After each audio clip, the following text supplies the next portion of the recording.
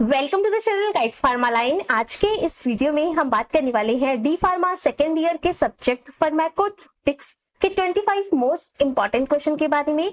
ये सारे क्वेश्चन आपके एग्जाम के पॉइंट ऑफ व्यू से काफी इंपॉर्टेंट क्वेश्चन है।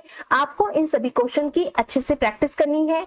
आज की वीडियो में हम आपके इंपॉर्टेंट क्वेश्चन को तो डिस्कस करेंगे ही करेंगे, साथ में इस क्वेश्चन के क्या सही आंसर है इनके बारे में भी बात करेंगे, और साथ ही साथ इन आंसर को हम अपने ऑब्जेक्टिव क्वेश्चंस के ऑप्शंस में कैसे चूज करें इसके बारे में भी डिटेल में स्टडी करने वाले हैं। आपको इन क्वेश्चन में आपको क्वेश्चन दिया जाएगा, साथ ही साथ आपको 4 ऑप्शन मिलेंगे। सही आंसर को मैंने ब्लर कर रखा है। अपने क्वेश्चन को पढ़ना है, सारे ऑब्जेक्टिव को समझना है और फिर अपने आंसर को चेक करना है कि आपका सही आंसर क्या होना चाहिए। हम कैसे इस आंसर को चूज करें, हम इसके बारे में भी डिस्कस करने वाले हैं। तो चलिए आज की वीडियो को स्टार्ट करते हैं और देखते हैं हमारा पहला क्वेश्चन क्या है। तो हमारा पहला क्वेश्चन है आयोडीन डेफिशिएंसी कैन कॉज। तो आयोडीन डेफिशिएंसी से क्या होता है। आपके पास 4 ऑप्शन है। पहला है गॉइटर, दूसरा है थायराइड कैंसर, तीसरा है सॉलिटरी थायराइड नोड्यूल्स और चौथा है हमारा थायरॉइडिटिस। आपको ये बताना है कि जब बॉडी में आयोडीन की कमी होगी तो आपको कौन सी बीमारी होती है। तो हम सभी जानते हैं कि जब भी बॉडी में आयोडीन की कमी होती है तो हमें जो कंडीशन डेवलप होती है उसको हम बोलते हैं घेंगा, और घेंगा को इंग्लिश में बोलते हैं गॉइटर। यानी कि आपका ऑप्शन नंबर 1 सही होना चाहिए। बाकी के जो ऑप्शन है जैसे थायराइड कैंसर, तो ये आयोडीन की कमी से नहीं होता, क्योंकि कैंसर तो मल्टीपल सेल डिवीजन है, तो इसका आयोडीन डिफिशिएंसी का कोई मतलब नहीं है। सी है हमारा सॉलिटरी थायराइड नोड्यूल्स, तो ये भी आपका आयोडीन की कमी से नहीं होता।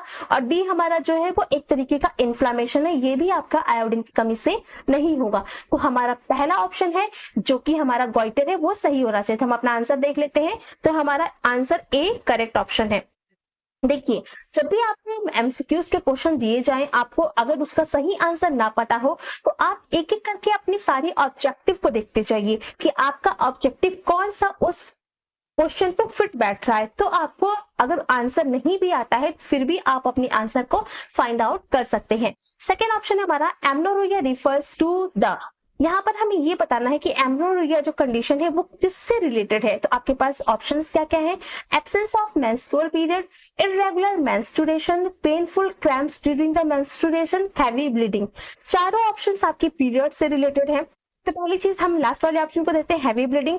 तो हैवी ब्लीडिंग नहीं होता है एमनोरिया में, तो आपका ये नहीं होगा। Painful cramps during the menstruation, ये भी कंडीशन आपकी नहीं है एमनोरिया में, ये भी आपका नहीं होगा। इर्रेगुलर मेंस्ट्रुएशन या फिर एब्सेंस ऑफ मेंस्ट्रुएशन, यहाँ पर आपको कंफ्यूजन हो सकती है कि इर्रेगुलर मेंस्ट्रुएशन क्या है। जब आपका पीरियड्स इर्रेगुलर हो तो उस वो कंडीशन या फिर एब्सेंस ऑफ मेंस्ट्रुएशन, दोनों में आपको कंफ्यूजन हो सकती है। तो अब आपके पास जब ये 2 ऑप्शंस बचे हैं कि आपको सही ऑप्शन चूज करना है, तो अब आप देखिए जो आपका एमनोरिया है इसमें आपके फ्रंट पहला जो लेटर है वो है ए। जब भी किसी भी वर्ड के आगे ए लग जाता है तो वो दिखाता है एब्सेंस को, यानी कि जब भी किसी भी चीज की कमी हो जाए, एब्सेंस हो जाए, उस कंडीशन के आगे आपको आपके बायोलॉजिकल मीनिंग में ए लिखा हुआ दिखता है। तो आपको यहाँ पे लिखा हुआ ए मेनोरिया मतलब कि related with the period, but आगे ए लगा है, ए का मतलब है एब्सेंट। तो यहाँ पर आप दोनों ऑप्शंस में देखिए एब्सेंस किस में लिखा है। तो हमारा ए ऑप्शन जो है उसमें लिखा है absence of menstrual period. Menorrhoea related with the period हो गया और ए का मतलब एब्सेंट। तो यानी कि इसका सही आंसर होना चाहिए एब्सेंस ऑफ मेंस्ट्रुअल साइकिल। अब हम यहाँ पे इसका देख लेते हैं सही आंसर क्या है। तो सही आंसर हमारा है ए, यानी कि एब्सेंस ऑफ मेंस्ट्रुअल पीरियड। तो ये हमारा करेक्ट ऑप्शन है। नेक्स्ट क्वेश्चन है हमारा what is the high blood pressure. यहाँ पे हमें ये बताना है कि हाई ब्लड प्रेशर क्या होता है। ऑप्शंस क्या क्या है। The blood receive too little oxygen causing fatigue. Second है the force of blood pumping to the wall of the artery is too high. C है आपका heart begins to the blood pump too quickly identify by the high pulse rate. D है हमारा volume blood volume decreases. अब देखिए blood pressure क्या होता है। हम सभी जानते हैं कि जब भी जो हमारी कैपिलरीज होती हैं, जो हमारी वेन्स हैं, जो हमारी कैपिलरीज है, इसके अंदर हमारा ब्लड फ्लो करता है और जो ब्लड इनकी वॉल पे जो प्रेशर लगाता है इसी को हम ब्लड प्रेशर बोलते हैं। तो वॉल के ऊपर लगाने वाले प्रेशर को हम ब्लड प्रेशर बोल रहे हैं। अब आप देखिए आपके आंसर में जो ऑप्शन है उसमें कौन सा आपका ऑप्शन फिट बैठ रहा है। ए जो है हमारा लिटिल ऑक्सीजन कॉजिंग फटीग, ये तो आपका अनीमिया से रिलेटेड है, तो ये ऑप्शन गलत हो गया। डी है आप ब्लड वॉल्यूम डिक्रीजेस। अब हाई ब्लड प्रेशर में तो ब्लड का वॉल्यूम बढ़ता है, तो ये भी ऑप्शन आपका डिक्रीज हो खत्म हो गया। इसके बाद सी है आपका the heart pump through the blood to quickly identify the high pulse rate. अब देखिए जब ब्लड हाई पल्स रेट के थ्रू जा रहा है तो इस कंडीशन को टैकीकार्डिया बोलते हैं, तो ये भी हमारा खत्म हो गया ऑप्शन। यहाँ पर जो बी ऑप्शन है वो लिखा है the force blood pumping to the wall of the artery is too high. तो यहाँ पर लिखा है वॉल ऑफ द आर्टरीज, या हमने आपको भी बताया कि जो ब्लड प्रेशर लगा रहा है वॉल पे यही ब्लड प्रेशर है, तो आपका सही ऑप्शन बी होना चाहिए। अब हम अपना सही ऑप्शन देख लेते हैं, तो सही ऑप्शन है हमारा B, the force of blood pumping to in the wall of the artery is too high, तो ये हमारा सही ऑप्शन है। अब नेक्स्ट क्वेश्चन हम देख लेते हैं, तो next question what is the angina pectoris. यहाँ पर आपको ये बताना है कि एंजाइना पेक्टोरिस क्या है। अब ऑप्शंस क्या क्या है, low blood pressure, B chest below the pain, C heavy bleeding, none of the above. अब देखिए none of the above option को आप छोड़ दीजिए। ए आपका दिया है लो ब्लड प्रेशर। अब लो ब्लड प्रेशर एंजाइना से तो रिलेटेड होता नहीं है, तो इसको हम हटा देते हैं। वैसे भी आप जानते हैं कि एंजाइना का जो मतलब होता है वो होता है जब किसी भी पर्सन के चेस्ट एरिया में पेन होता है तो उसको हम एंजाइना बोलते हैं। आपके ऑप्शन में क्या है ऑप्शन जो आपका सही इससे मैच हो रहा है, तो आपका ऑप्शन बी है वो पेन बिलो द चेस्ट, ये आपका ऑप्शन से मैच हो रहा है, तो आपका सही आंसर बी होना चाहिए। और सी जो आपका हैवी ब्लीडिंग है ये तो एंजाइना से रिलेटेड है ही नहीं, तो आपका सही ऑप्शन बी होना चाहिए। अब हम आंसर देख लेते हैं, तो आंसर हमारा है B below chest, pain below the chest, तो आपका ये सही आंसर है। अब हम अपने नेक्स्ट क्वेश्चन को देख लेते हैं, aldosterone in increase in blood pressure by. यहाँ पे हमें ये बताना है कि एल्डोस्टेरोन ब्लड प्रेशर को कैसे इंक्रीज कर रहा है। आपके पास ऑप्शन है vasoconstriction, increase reabsorption of the sodium water from tubule, तीसरा है आपका वैसोडाइलेशन, और चौथा है decrease reabsorption of sodium and water from the tubules. अब हम नीचे से देखते हुए चलते हैं, decrease reabsorption of sodium and water from the tubules. अब जब भी कहीं वाटर का और सोडियम का अमाउंट डिक्रीज होगा तो वहां ब्लड प्रेशर तो बढ़ेगा ही नहीं, तो ये ऑप्शन आपका खत्म हो गया। वैसोडाइलेशन की अगर कंडीशन है तो भी ब्लड प्रेशर नहीं बढ़ेगा क्योंकि प्रेशर तो वॉल में कम हो गया, तो ये भी आपका खत्म हो गया। वैसोकंस्ट्रिक्शन से प्रेशर तो आपका बढ़ता है, ब्लड प्रेशर बढ़ता है, लेकिन क्या वो एल्डोस्टेरोन की वजह से है, तो इसके लिए हम अपने पहले बी ऑप्शन को देख लेते हैं कि क्या उसमें वो फिक्स हो रहा है कि नहीं। तो देखिए यहाँ पे क्या लिखा है, increase reabsorption of sodium and water from the tubule. देखिए ऑप्शन ए वैसोकंस्ट्रिक्शन ठीक है, इसकी वजह से ब्लड प्रेशर बढ़ता है, लेकिन एल्डोस्टेरोन का जो मेन काम है वो होता है increase reabsorption of sodium and water, तो ये मेन पर्पस होता है एल्डोस्टेरोन का ब्लड प्रेशर को बढ़ाने का। एल्डोस्टेरोन क्या करता है, ट्यूब्यूल से वाटर का और सोडियम का रिटेंशन करता है, जिसकी वजह से ब्लड प्रेशर बढ़ता है। तो यहाँ पर जो आपका सही आंसर होना चाहिए वो होना चाहिए B, increase reabsorption of the sodium and water from the tubules, तो सही आंसर आपका यही है। Write the full form of PCOD. PCOD का फुल फॉर्म क्या है, देखिए ये क्वेश्चन आपको वन वर्ड में भी पूछ सकता है और ऑब्जेक्टिव में भी पूछ सकता है। तो हम सभी जानते हैं कि पीसीओडी का फुल फॉर्म क्या है, पॉलीसिस्टिक ओवेरियन डिजीज, तो ये आपका है पॉलीसिस्टिक ओवेरियन डिजीज। इसी तरीके से इस क्वेश्चन को एक तरीके से और भी पूछ सकते हैं, पीसीओएस, पॉलीसिस्टिक ओवेरियन सिंड्रोम, तो दोनों पूछे जा सकते हैं वन वर्ड आंसर में, तो आपका ये आपका सही आंसर है, सही इसका फुल फॉर्म है। नेक्स्ट आपका क्वेश्चन है, write the full form of COPD. अब देखिए सीओपीडी क्या होता है, तो सीओपीडी हमारा होता है क्रोनिक ऑब्स्ट्रक्टिव पल्मोनरी डिसीज, जो कि लंग्स से रिलेटेड है, तो हम आंसर देख लेते हैं, क्रोनिक ऑब्स्ट्रक्टिव पल्मोनरी डिजीज, तो ये आपका सीओपीडी का फुल फॉर्म है। अब देखिए पीसीओडी और सीओपीडी में लेटर्स आगे पीछे है, लेकिन दोनों की मीनिंग काफी डिफरेंट है, तो आप इसको सही से पढ़िएगा कि आपको क्या पूछा गया है, पीसीओडी पूछा गया है या फिर सीओपीडी पूछा गया है। नेक्स्ट क्वेश्चन है हमारा, menopause increase the risk of in women. अब ये बताना है कि मेनोपॉज है वो क्या इंक्रीज कर रहा है वुमेन में रिस्क, तो हाइपरटेंशन, बी है ऑस्टियोपोरोसिस, सी है हाइपरथायरॉयडिज्म और डी है रूमेटॉइड अर्थराइटिस। देखिए हाइपरटेंशन के अपने अलग अलग रीजन हो सकते हैं, तो हाइपरटेंशन मेनोपॉज से रिलेटेड नहीं होता। हाइपरथायरॉयडिज्म का थायराइड से रिलेशन है, तो वो भी हाइपर उसकी वजह से नहीं होगा। रूमेटॉइड अर्थराइटिस भी अलग कंडीशन है, ये भी आपके मेंस्ट्रुएशन से रिलेटेड नहीं है। लेकिन ऑस्टियोपोरोसिस क्या होता है, जब फीमेल्स को मेंस्ट्रुएशन का खत्म हो जाता है, यानी मेनोपॉज की कंडीशन डेवलप होती है, उनकी बॉडी में ऑस्टियोपोरोसिस होने लगती है। आपने सुना भी होगा वुमेन्स की बॉडी में कैल्शियम की अमाउंट कम होने लगती है, तो आप इस चीज को इस चीज से रिलेट कर सकते हैं। जैसे जैसे एज बढ़ती जाती है वैसे वैसे फीमेल्स की बॉडी में कैल्शियम की कमी होने लगती है, और मेनोपॉज वो कंडीशन जिसमें तो पीरियड्स फुल्ली स्टॉप हो जाते हैं, तो उस केस में ऑस्टियोपोरोसिस होने का खतरा सबसे ज्यादा होता है। तो ये आपका सही ऑप्शन होना चाहिए। अब हम इसका आंसर देख लेते हैं। हमारा ऑस्टियोपोरोसिस, तो आपका ऑस्टियोपोरोसिस सही आंसर है। नेक्स्ट है which is the most common type of angina pectoris. अब देखिए एंजाइना पेक्टोरिस का मोस्ट कॉमन टाइप क्या है। हमारे पास कौन कौन से टाइप है? Unstable angina, stable angina, variant angina और नन। मोस्ट कॉमनली आपका एंजाइना कौन सा होता है? जब एंजाइना रेस्ट के साथ रिलैक्स हो जाए, रेस्ट के साथ एंजाइना की कंडीशन में रिलीफ मिल जाए, उस कंडीशन को हम बोलते हैं स्टेबल एंजाइना। तो आपका मैक्सिमम जो केस होता है एंजाइना का, उसमें आप देखेंगे कि पेशेंट को हम क्या करते हैं, जो भी पेशेंट जिनको चेस्ट में पेन हो रहा हो उनको हम थोड़ा रेस्ट करने को बोलते हैं, तो उनको रिलीफ मिल जाता है। तो आपका मोस्ट कॉमनली टाइप जो एंजाइना का है वो हमारा होता है स्टेबल एंजाइना। नेक्स्ट क्वेश्चन है too much release of thyroid hormone in the body causes. अगर बॉडी में टू मच थायराइड हार्मोन का रिलीज होगा तो उस कंडीशन को क्या बोलेंगे? ऑप्शन है आपके hypothyroidism, goitre, hyperthyroidism, rheumatoid arthritis. अब देखिए रूमेटाइड आर्थराइटिस आपका थायराइड से रिलेशन ही नहीं है इस चीज का। हाइपो का मतलब होता है कम, और थायराइडोजिम का मतलब कि थायराइड हार्मोन, तो ये भी नहीं हो सकता। गोइटर हमारा होता है जब थायराइड जब आयोडीन की कमी होती है, तो ये भी नहीं हो सकता।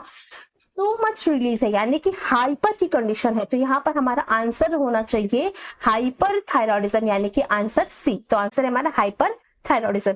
जब बॉडी में ज्यादा थायराइड हार्मोन का रिलीज होगा तो हाइपर थायरॉयडिज्म की कंडीशन डेवलप होती है। अब नेक्स्ट जो हमारा क्वेश्चन है वो है hyperglycaemia condition is also known as. यहाँ पे हमें बताना है कि हाइपरग्लाइसेमिया की कंडीशन को हम और क्या बोलते हैं। तो ऑप्शंस हमारे पास है angina, thyroid disorder, diabetes mellitus and none. अब देखिए एंजाइना हमारा चेस्ट पेन होता है या हार्ट से रिलेटेड डिजीज है, तो ये तो होगा नहीं। हाइपर का मतलब क्या होता है? इंक्रीज, और ग्लाइसीमिया का मतलब होता है हमारा ग्लूकोज का लेवल। अब जो हमारा पहला ऑप्शन है एंजाइना, तो हमारा एंजाइना चेस्ट पेन से रिलेटेड है, तो ये तो हमारा ऑप्शन होगा नहीं। थायराइड डिसऑर्डर भी, इसमें भी ग्लूकोज का कोई रोल नहीं है, तो ये भी हमारा ऑप्शन नहीं होगा। सी हमारा है डायबिटीज मिलाइटस। तो डायबिटीज मिलाइटस वो कंडीशन है जिसको हम हाइपरग्लाइसेमिया बोलते हैं, क्योंकि डायबिटीज मिलाइटस में बॉडी के अंदर शुगर की एक्सेस हो जाती है, तो उस कंडीशन को हम डायबिटीज मिलाइटस बोलते हैं। आपका ऑप्शन सही है, option number C diabetes mellitus. अब नेक्स्ट क्वेश्चन है rapid heart rate, weight loss, heat sensitivity are the symptoms of. आपको बताना है कि rapid heart rate, weight loss, hyper sensitivity और सिम्टम्स दिए गए हैं किस डिजीज में होते हैं। तो ऑप्शन है आपका hypothyroidism, goitre, hyperthyroidism, rheumatoid arthritis. अब देखिए यहाँ पे आपके ऑप्शन है पर और हाइपोथायरॉयडिज्म। गॉइटर आपकी आयोडीन की कमी से होता है, तो गॉइटर ऑप्शन आपका खत्म हो गया। रूमेटाइड आर्थराइटिस जॉइंट्स पेन का है, तो वो भी खत्म हो गया। यहाँ पर ऑप्शन नंबर 2 है आपके हाइपोथायरॉयडिज्म और हाइपरथायरॉयडिज्म। यहाँ पे आपको इन दोनों में कंफ्यूजन हो सकती है। तो जब बॉडी में हाइपरथायरॉयडिज्म होता है यानी कि थायराइड हार्मोन की एक्सेस होती है, तो उस कंडीशन में हार्ट रेट बढ़ती है, वेट लॉस भी होता है पर्सन्स का, और हीट सेंसिटिविटी भी होती है। इसका ठीक उल्टा जब हार्ट रेट घटती है, वेट लॉस नहीं होता है बल्कि वेट बढ़ता है और हीट की सेंसिटिविटी होती है, तो उस कंडीशन में भी हीट की सेंसिटिविटी होती है लेकिन टेम्परेचर का वेरिएशन दोनों में होता है, तो उसमें हाइपोथायरॉयडिज्म में होता है। हाइपर और हाइपोथायरॉयडिज्म में दोनों के जो सिम्टम्स है वो एक दूसरे से बिल्कुल अलग होते हैं, तो आपको एक बार इसको चेक कर लेना है कि आपके सिम्टम्स कौन कौन से होते हैं। करंट सिम्टम आपका दिया गया है, ये रिलेटेड है हाइपरथायरॉयडिज्म से। हाइपरथायरॉयडिज्म की जो कंडीशन होती है तो आपके ये सारे सिम्टम्स डेवलप होते हैं, तो आंसर आपका क्या सही है? हाइपरथायरॉयडिज्म। तो ये आंसर सही हो गया। नेक्स्ट क्वेश्चन है Parkinson disease is marked sign of chemical in the brain, lack of the chemical in the brain. Parkinson की डिजीज में कौन सा केमिकल ब्रेन में खत्म हो जाता है, कम हो जाता है, जिसकी कमी हो जाती है? तो क्या है? सीरोटोनिन, गाबा, डोपामिन, नॉन इपिनेफ्रिन। अब हमें पता है कि डोपामिन वो केमिकल है जिसकी वजह से आसन को वो हो जाता है, पार्किंसन हो जाता है, तो सही आंसर है आपका सी डोपामिन। डोपामिन आपका पार्किंसन के लिए रिस्पॉन्सिबल है। नेक्स्ट क्वेश्चन है आपका Alzheimer disease is one of the most common form of the which these. Alzheimer disease में क्या होता है, इनमें से किस कंडीशन एल्जाइमर डिजीज में इसमें से कौन सी कंडीशन डेवलप होती है? तो पहला है malnutrition, dementia, fatigue, rheumatoid arthritis. अब देखिए माल न्यूट्रिशन, ये न्यूट्रिशन की कमी है, इससे रिलेटेड नहीं है। फटीग ये भी इससे रिलेटेड नहीं है। रूमेटॉइड आर्थराइटिस, ये भी रिलेटेड नहीं है। अल्जाइमर का डिजीज में पर्सन जो होते हैं इनको भूलने की बीमारी होने लगती है। अल्जाइमर बूढ़े पर्सन में होता है और इनमें पर्सन को डिमेंशिया की कंडीशन डेवलप होती है, यानी कि ये इनकी याददाश्त खत्म होने लगती है, याददाश्त में कमी आ जाती है, तो इस कंडीशन को हम डिमेंशिया बोलते हैं। तो आपका सही आंसर है आपका बी, डिमेंशिया। तो आपका सही आंसर बी है। नेक्स्ट क्वेश्चन है, what is the heart failure? Answer है ऑप्शन से आपके पास condition in which heart stop beating, condition in which the heart cannot pump enough blood to meet the body needs, C heart attack, और D है condition in which the patient experience chest pain। देखिए, stop beating जब हो जाएगा तो heart तो body death ही हो जाएगी, तो हार्ट फेल नहीं, हार्ट बॉडी का मतलब बॉडी डेड हो गई। उसके बाद हार्ट अटैक आपकी कंडीशन जिसमें कि आपके हार्ट में अटैक्स आते हैं, तो वो भी आपका हार्ट फेलियर में नहीं होगा। हार्ट फेलियर का मतलब ये होता है कि आपका हार्ट अपने काम में फेल हो गया, और आपके हार्ट का काम क्या होता है?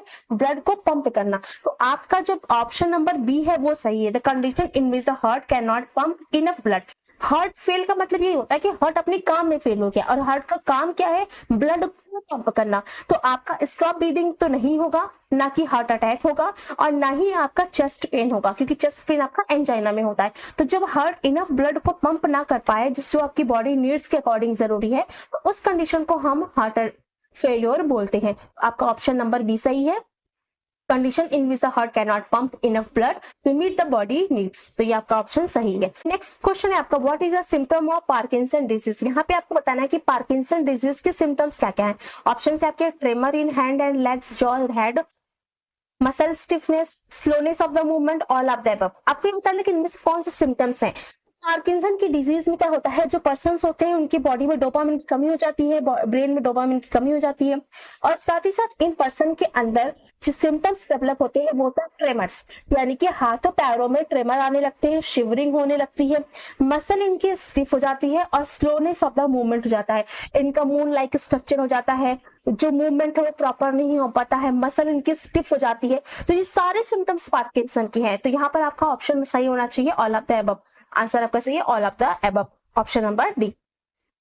नेक्स्ट क्वेश्चन है, proton pump inhibitor are a drug use for the treatment of which disease? अब किसमें यूज करते हैं पीपीआईज को? तो ऑप्शंस क्या क्या है, stable angina, rheumatoid arthritis, hypertension और पेप्टिक अल्सर। अब देखिए, स्टेबल एंजाइना एंजाइना से रिलेटेड है, ये तो हम यूज नहीं करते, रूमेटॉइड आर्थराइटिस में भी यूज नहीं करते, हाइपरटेंशन में भी यूज नहीं करते।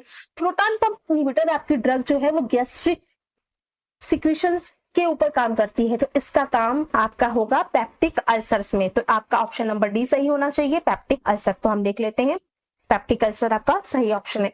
नेक्स्ट क्वेश्चन है, anaemia is the condition cause due to deficiency of. अब हमें बताना है एनीमिया की कंडीशन में किस चीज की डेफिशिएंसी हो जाती है, आयरन की, फॉलिक एसिड की, विटामिन B12 की, या फिर ऑल ऑफ द अबव। अब देखिए, हम जानते हैं कि एनीमिया डिफरेंट टाइप्स का होता है, iron deficiency anaemia, folic acid deficiency anaemia, vitamin B12 deficiency anaemia. तो इसका मतलब क्या है कि इन सभी टाइप्स की तो अनीमिया ऑलरेडी है, तो इसका मतलब all of the above answer होना चाहिए। आंसर है आपका all of the above. Next question है, H. pylori is causative agent of which disease? H. pylori किस डिजीज का कॉजेटिव एजेंट है? ऑप्शंस क्या क्या है आपके पास, stable angina, arthritis, hypertension, peptic ulcer. अब देखिए, एंजाइना के लिए कोई भी कॉजेटिव एजेंट तो चाहिए नहीं इस तरीके का, तो ए नहीं होगा, B rheumatoid arthritis, joint pain, इसमें भी नहीं होता, सी हाइपरटेंशन किसी भी H. pylori की वजह से नहीं होता, लेकिन डी पेप्टिक अल्सर वो कंडीशन है जो कि आपकी H. pylori की वजह से होती है, क्योंकि हमने पढ़ा है aggressive factor and defensive factor, तो इसमें एग्रेसिव फैक्टर में आपका H. pylori आता है। तो ऑप्शन नंबर डी सही है आपका, पेप्टिक अल्सर।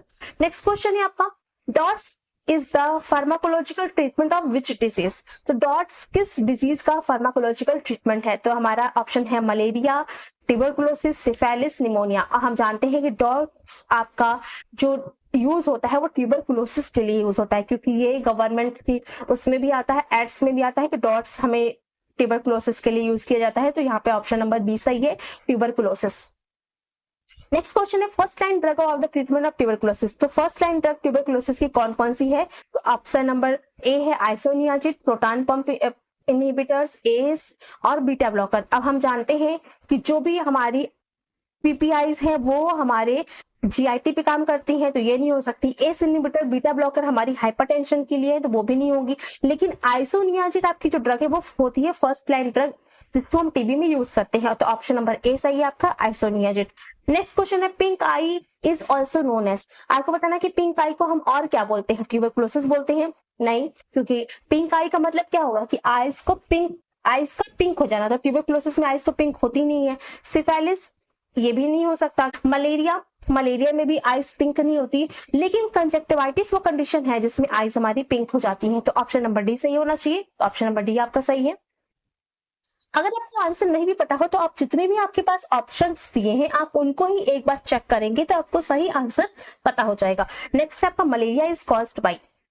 मलेरिया किससे होता है? तो प्लाज्मोडियम स्पीशीज से होता है, एच पाइलोरी से होता है, ग्राम पॉजिटिव बैक्टीरिया से होता है, या फिर वायरस से होता है। देखिए, एच पाइलोरी आपका अल्सर के लिए रिस्पॉन्सिबल है। Gram positive bacteria different types के होते हैं, लेकिन वो मलेरिया कॉज नहीं करते, तो इसके लिए तो वो रिस्पॉन्सिबल नहीं है। वायरस से तो मलेरिया होता ही नहीं है, तो हमारा ऑप्शन नंबर ए सही है, प्लाज्मोडियम स्पीशीज। तो हम आंसर देख लेते हैं, प्लाज्मोडियम स्पीशीज आपका सही आंसर है। नेक्स्ट क्वेश्चन है, what happen when the person has anaemia. Anaemia अगर किसी भी पर्सन का होगा तो उसके साथ क्या होगा? The body produce too much iron, the blood does not have enough RBC, too many white blood cells are produced, blood become a thick। अब देखिए, अगर too much iron body produce कर रही है तो कैसे उसको अनीमिया होगा? क्योंकि अनीमिया तो आयरन की कमी से होता है, तो ये तो होगा नहीं। अगर ब्लड बिकम थिक हो गया तो ये भी आपका अनीमिया नहीं है, क्योंकि अनीमिया में तो आपके बॉडी में खून की कमी हो रही है, रेड ब्लड सेल्स की कमी हो रही है, तो ये भी नहीं होगा। टू मैनी या डब्ल्यूबीसी की वजह से भी नहीं होगा, क्योंकि अनीमिया में तो आरबीसी की कमी हो रही है, तो ऑप्शन नंबर बी आपका सही होना चाहिए, the blood does not have enough RBC, does not have enough RBC. अब नेक्स्ट क्वेश्चन है हमारा, insulin dependent diabetes mellitus, IDDM also known as. Insulin dependent diabetes mellitus को हम और क्या बोलते हैं? ऑप्शन है आपके पास, type 1 diabetes, type 2 diabetes, juvenile diabetes, none of the above. तो यहाँ पर ऑप्शन नंबर ए सही है, टाइप 1 डायबिटीज, क्योंकि टाइप 1 डायबिटीज को हम बोलते हैं insulin dependent diabetes. Non insulin dependent diabetes आपकी आती है टाइप 2 डायबिटीज, और जुवेनाइल डायबिटीज जो बच्चों के अंदर डायबिटीज होती है उसको हम बोलते हैं। तो यहाँ पे ऑप्शन आपका टाइप 1 डायबिटीज सही है।